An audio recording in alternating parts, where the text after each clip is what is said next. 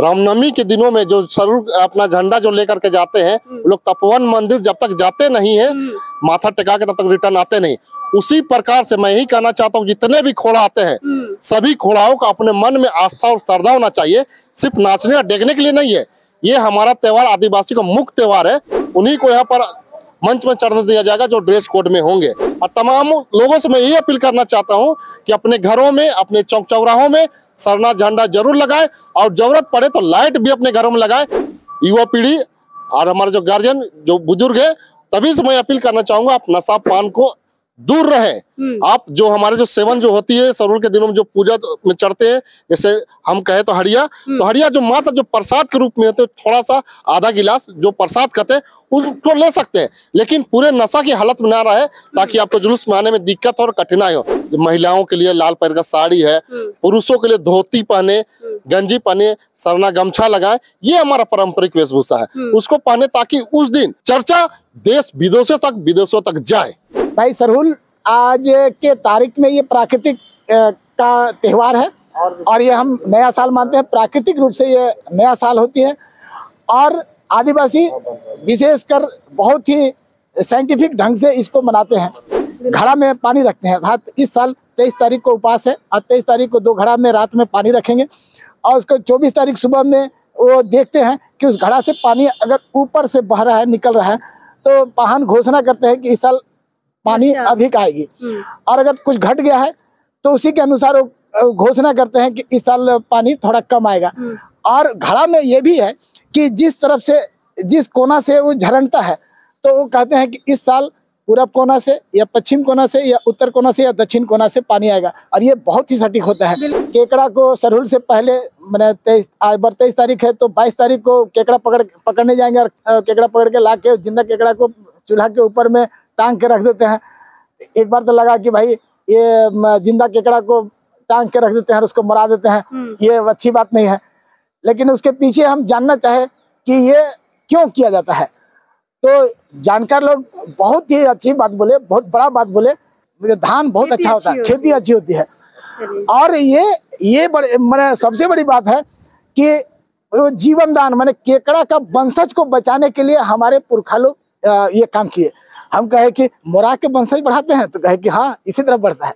आप जोंक को देखिएगा, जो दोन में रहता है, जोंक को मरा दीजिए और सुखा दीजिए, और उसके बाद उसको भी गुड़ी कर दीजिए, और उसके बाद उसको दोन में फिर डालिए, तो उतना जोंक पैदा हो जाएगा। कि जिस तरह से केकड़ा का फैला हुआ पैर रहता है, उसी तरह धान का भी एक पौधा से धान 10 बाली निकले, ये भी एक इनका विजन है, और इनका एक सिद्धांत है, और वो सिद्धांत सही है।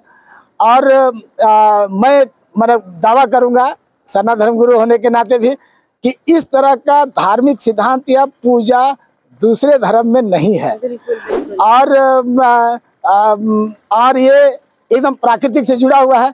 और हम प्राकृतिक, इससे पहले हम बता दें कि सरहुल से पहले हम कोई नया फल नहीं खाते हैं। राष्ट्रपति और प्रधानमंत्री लोग बैठक करके कर रहे हैं कि पर्यावरण बचाओ, पर्यावरण बचाओ। हम तो उन लोग से कहेंगे कि ये कथा छोड़ो, सब कोई सरना धर्म स्वीकार कर लो, प्राकृतिक बच जाएगा। सरई फूल की सुगंध के साथ आगामी 24 मार्च को आदिवासियों का सबसे बड़ा पर्व सरूल आने वाला है, 24 को है। और सरूल की तैयारी में पूरा आदिवासी समाज, पूरा आदिवासी कुटुंब लग गया है तैयारियों में। और अब इस वक्त हम राजधानी रांची के मुख्य सरना स्थल यानी कि सिरमटोली के सरना स्थल में है। 24 तारीख की तैयारी को लेकर केंद्रीय सरना समिति की अध्यक्षता में कई संगठन मिलकर आज यहाँ पे बैठक का आयोजन हुआ था। क्या सुविधाएं मिलनी चाहिए, क्या सुविधाएं छूट जाती हैं, सरकार से क्या अपील रहेगी उस दिन के लिए, इन सब बातों को लेकर मीटिंग की गई है। अब बारी बारी से हम सबसे बात करेंगे। केंद्रीय अध्यक्ष यहाँ पे अजय तिर्की जी हमारे साथ है, थोड़ा आइएगा। दादा जोहार रहेगा। जोहार। 24 को सरहुल है दादा, क्या तैयारियां हैं और सालों की अपेक्षा क्या अलग होगा इस साल? देखिए, हर साल की अपेक्षा कहीं न कहीं कमी बेसी होती है। तो इस साल जो हम लोग जो डिसाइड किए हैं कि जो भी गांव टोला महलों से जो घोड़ाएं जो आती है, उस सभी घोड़ाओं हम चाहते हैं कि जिस तरीका से रामनवमी के दिनों में जो सरूल अपना झंडा जो लेकर के जाते हैं, लोग तपोवन मंदिर जब तक जाते नहीं है, माथा टिका के तब तक रिटर्न आते नहीं। उसी प्रकार से मैं यही कहना चाहता हूँ, जितने भी घोड़ा आते हैं, सभी घोड़ाओं का अपने मन में आस्था और श्रद्धा होना चाहिए, सिर्फ नाचने और देखने के लिए नहीं है।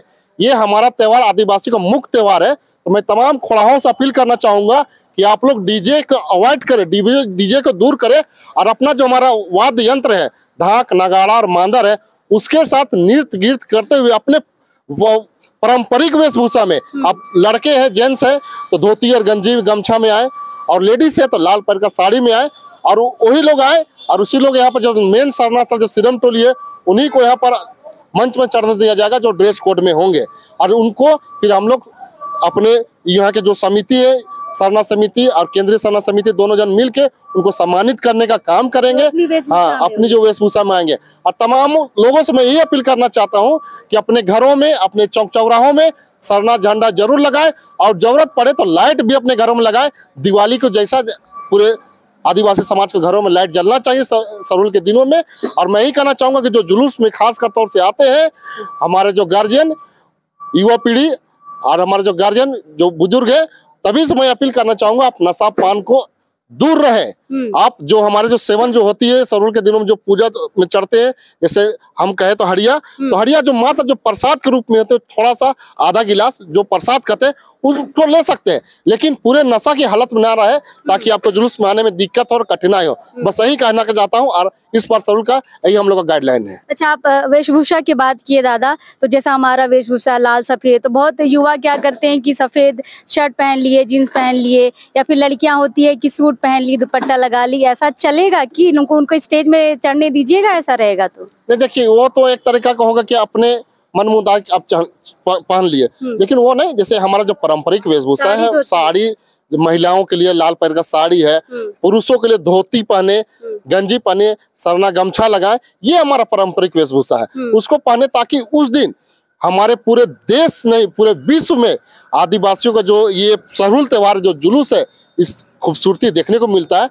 और पूरे देश में जो हमारे धार्मिक जो सरूल जो जुलूसें होती है, और अन्य दूसरों का भी, तो सभी से स्थान में ये हमारा सरूल 5वां स्थान में है। और मैं कहना चाहता हूँ तमाम युवा पीढ़ी से खासकर कि आप लोग ऐसा अबर दृश्य निकले कि हमारा 1 नंबर पे, पूरे देश में तो पूरा 1 नंबर पे हमारा सरूल जुलूस हो, और इसका चर्चा देश विदेशों तक जाए। बिल्कुल, और उस 1 नंबर के लिए आपको सरना स्थल तक आना ही पड़ेगा।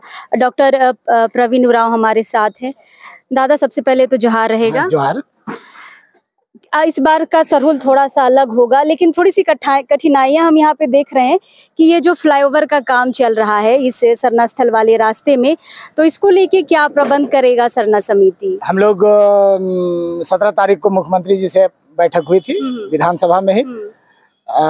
हमारा जय जी, हम लोग इसको रिक्वेस्ट किए कि उस कंपनी से एक बात कीजिए, और उसको कम से कम थोड़ा सा उसको हटाने का कोशिश, जहाँ हट सकती है वहाँ हटा दें, और जहाँ नहीं हट सकती है, कुछ सामान है तो उसको थोड़ा सा उसका समेटने का कोशिश करें, और उस दिन काम बंद रखें, ताकि हम लोग को किसी भी तरह का दिक्कत ना हो।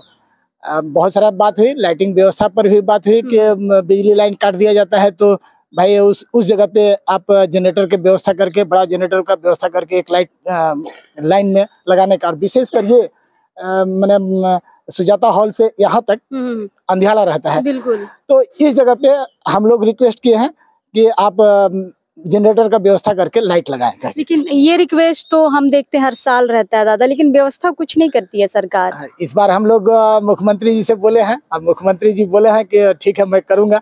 हम लोग को उम्मीद है कि मुख्यमंत्री जी इस ओर ध्यान देके अपने जिला प्रशासन को ये दिशा निर्देश देंगे, दे भी दिए होंगे ये निश्चित तौर से। ज्यादा घोड़ा यहाँ तक आए दादा, ठीक है, उसके लिए क्या है, क्या आप लोग निवेदन कर रहे हैं लोगों से? हम लोग इसके लिए हर एक मौजा में हम लोग एक भ्रमण कर रहे हैं, और उन लोग से रिक्वेस्ट कर रहे हैं कि आप जिस तरह हर एक साल आते हैं उसी तरह आप हर एक इस साल भी आएं, और पूरे ड्रेस कोड के साथ, जो हमारा धार्मिक ड्रेस कोड है इसके साथ आए।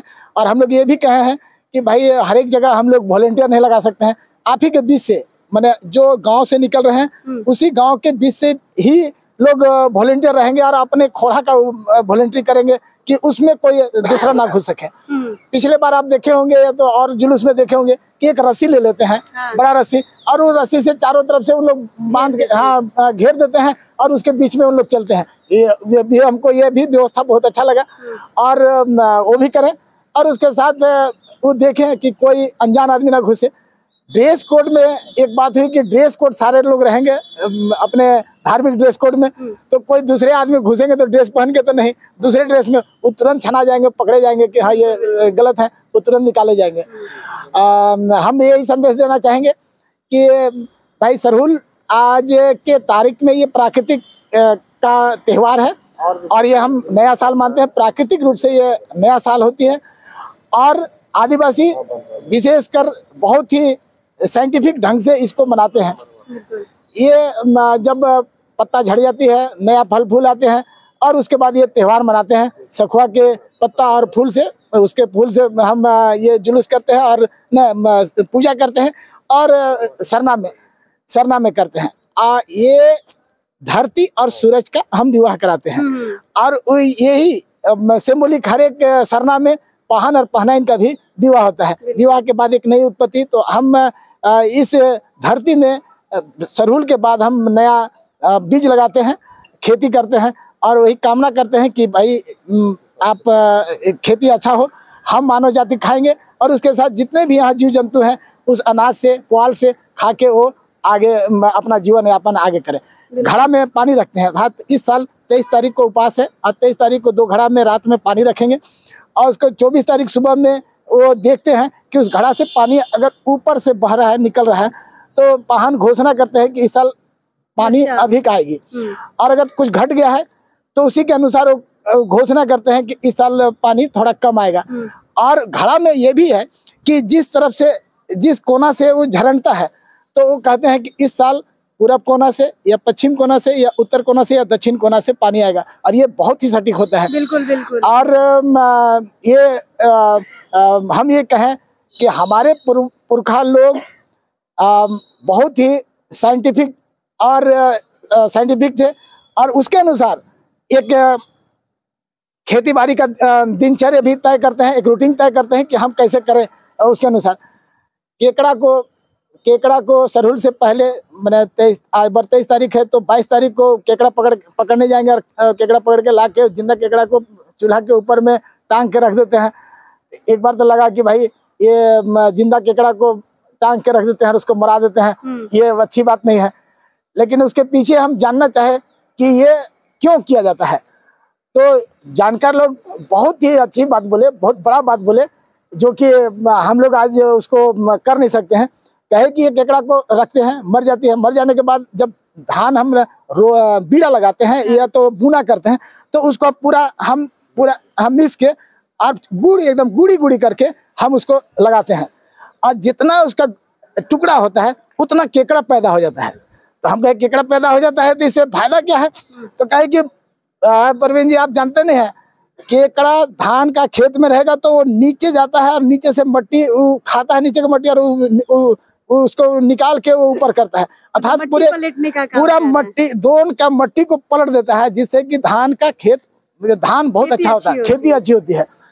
और ये मैंने सबसे बड़ी बात है कि जीवन दान, मैंने केकड़ा का वंशज को बचाने के लिए हमारे पुरखा लोग ये काम किए।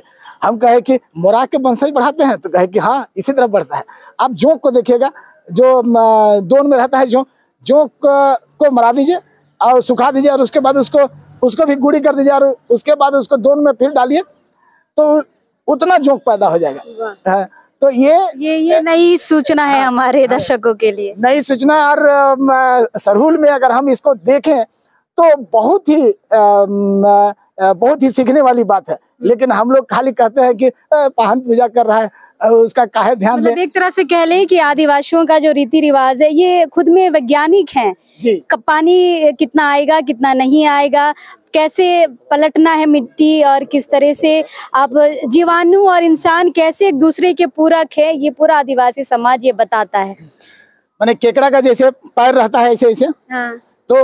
तो उसी तरह से दूसरा एक मान्यता है कि जिस तरह से केकड़ा का फैला हुआ रहता है, उसी तरह धान का भी एक पौधा से धान 10 बाली निकले। ये भी एक इनका विजन है और इनका एक सिद्धांत है, और वो सिद्धांत सही है। और मैं मतलब दावा करूंगा सरना धर्मगुरु होने के नाते भी कि इस तरह का धार्मिक सिद्धांत या पूजा दूसरे धर्म में नहीं है। और ये एकदम प्राकृतिक से जुड़ा हुआ है। और हम प्राकृतिक, इससे पहले हम बता दें कि सरहुल से पहले हम कोई नया फल नहीं खाते हैं। हाँ। तो इसका पीछे रीजन है कि क्यों नहीं खाते हैं भाई, पक जाता है तो कुछ कच्चा भी तो खाना चाहिए। तो कहे कि नहीं, पका हुआ नहीं, पक जाता है, मैंने सरहुल के बाद वो पक जाता है, तो पक जाने के बाद में हम पका हुआ फल खाते हैं, तो उसका बीजा कहीं पर भी गिरे या तो कहीं पर भी लगाए तो एक नया पौधा बनेगा।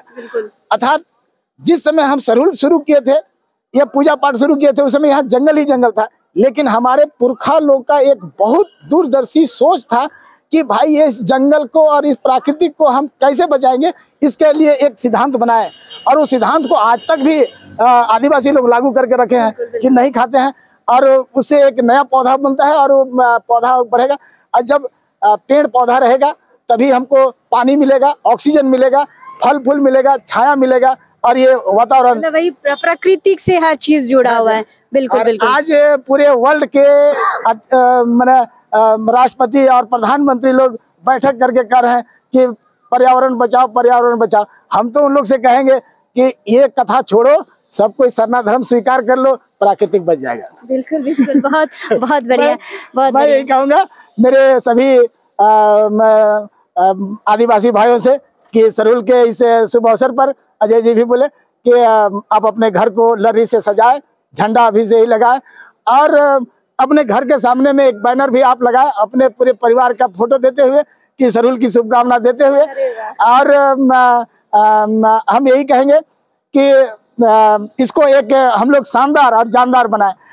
हम सभी को सरहुल की इस शुभकामना देते हुए अपने परिवार के लिए, अपने आप के लिए, परिवार के लिए, अपने झारखंड राज्य के लिए और पूरे देश के लिए आप प्रार्थना करें और सरना में आके पूजा करें कि मेरा पूरा देश, मेरा पूरा राज्य, मेरा पूरा समाज और मेरा पूरा परिवार आने वाला दिन सुखी संपन्न से रहे, बढ़िया से रहे।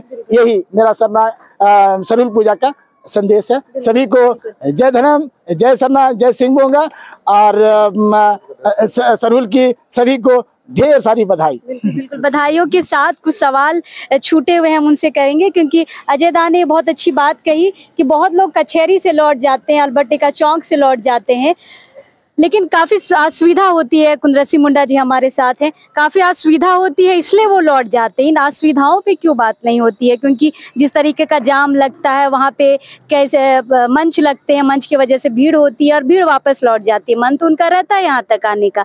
इसको लेके आप लोगों ने क्या बात विचार किया है? सही कहा आपने, भीड़ तो लगती है, और इसके लिए हम लोगों ने 17 तारीख को जो डीसी से बैठक थी, शांति समिति की बैठक, उसमें सारे सामाजिक संगठन के लोग उसमें उपस्थित थे, और वहाँ पर यही बात ज़्यादातर लोगों ने कही, मैंने भी ये बात रखी कि कचहरी चौक से लेकर अल्बर्ट एक्का चौक में बहुत भीड़ जमा हो जाता है। 4 घंटा 5 घंटा से लोग फंसे हुए रहते हैं, और जिसके कारण फिर सिरमटोली तक आने का उनका साहस नहीं होता है। तो मैं प्रशासन से यही मांग करूंगी और कि वो भीड़ हटाने का उनका जो व्यवस्था है वो करें। और हम लोग जब मुख्यमंत्री जी से भी मिले थे, उनसे भी हम लोगों ने बात रखा था कि प्रशासन को अलर्ट कर दिया जाए, क्योंकि वॉलेंटियर्स की जो बात आती है तो हमारे पास जितने भी अगवा करता है वो अपने गांव घर से अगवाई करके अपने साथ जुलूस लेकर निकलते हैं, तो वॉलेंटियर्स हमारे पास उस समय उपलब्ध नहीं हो पाते। तो प्रशासन अगर हमारी मदद करे तो अगर जैसे ट्रैफिक पुलिस तो जवानों को वहाँ लगा दे। बिल्कुल, जवान वहाँ होते हैं। हाँ।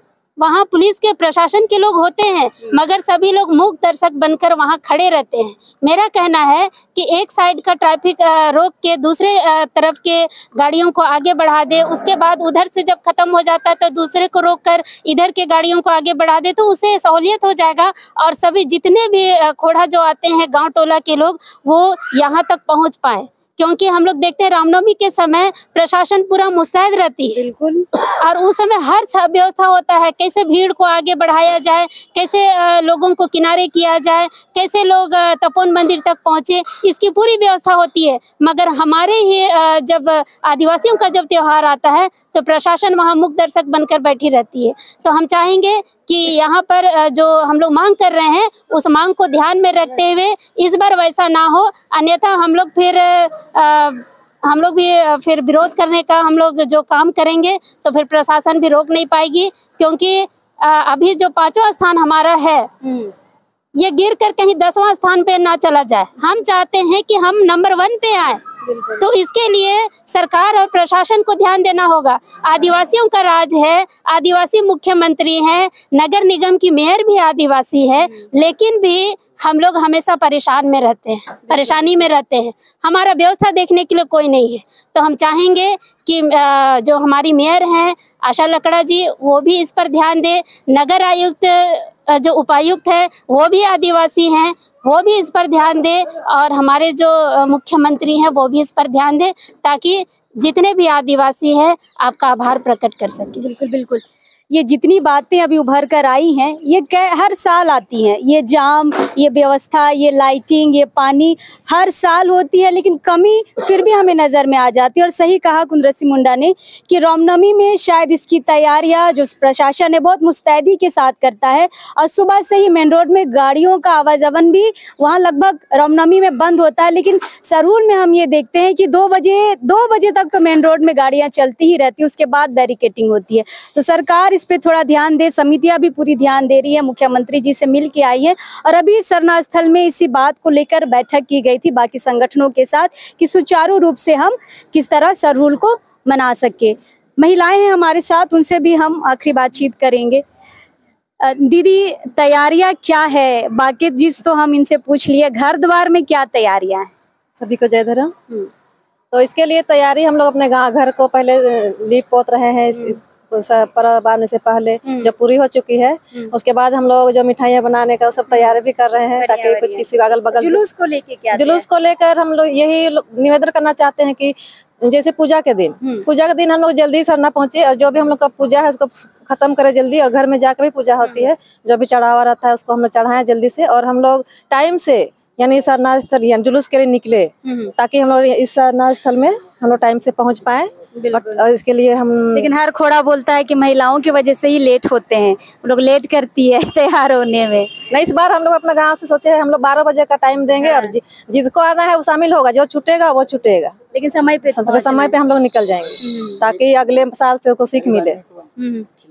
और जैसे कि हमारे समाज में बहुत से ऐसे लोग हैं जो रजा को लेकर काम करते हैं, जो अच्छा से पर्व नहीं मना सकते हैं, ना तो कपड़ा ही खरीद सकते हैं। तो हम लोग अगर सक्षम है तो हम लोग उसके लिए मदद कर सकते हैं, कोई साड़ी दे दे, अगला अगर सक्षम है तो कोई बच्चा के लिए खरीदे, ऐसा हम लोग एक दूसरे का सहयोग कर सकते हैं। बहुत अच्छी पहल है, बहुत अच्छी पहल। तो जैसे वो हम लोग धन्यवाद भी दे सकता है, आशीर्वाद भी मिलेगा, और हमारा समाज का वो लोग को भी लगेगा कि हाँ हमारा समाज अच्छा है, हम लोग अपना धर्म में रहना है, नहीं परिवर्तन करना है, जो परिवर्तन कर चुके हैं वो लौट भी आ सकते हैं, ऐसा पहल करना होगा। बिल्कुल, बहुत अच्छी पहल है कि अगर आप थोड़े सक्षम हैं तो बाकी जो गरीब परिवार है उनको आप साड़ियाँ मुहैया करा सकते हैं, उनके बच्चों के लिए कपड़े खरीद सकते हैं। फिलहाल हम हैं अभी सरना स्थल में। सरूल की तैयारियां लगभग हर एरिया में, हर गांव में, हर खोड़ा में शुरू हो चुकी है। अब देखना है कि ये भव्य जुलूस 24 को कैसा रहेगा। फिलहाल अब इस वक्त के लिए जोहार रहेगा।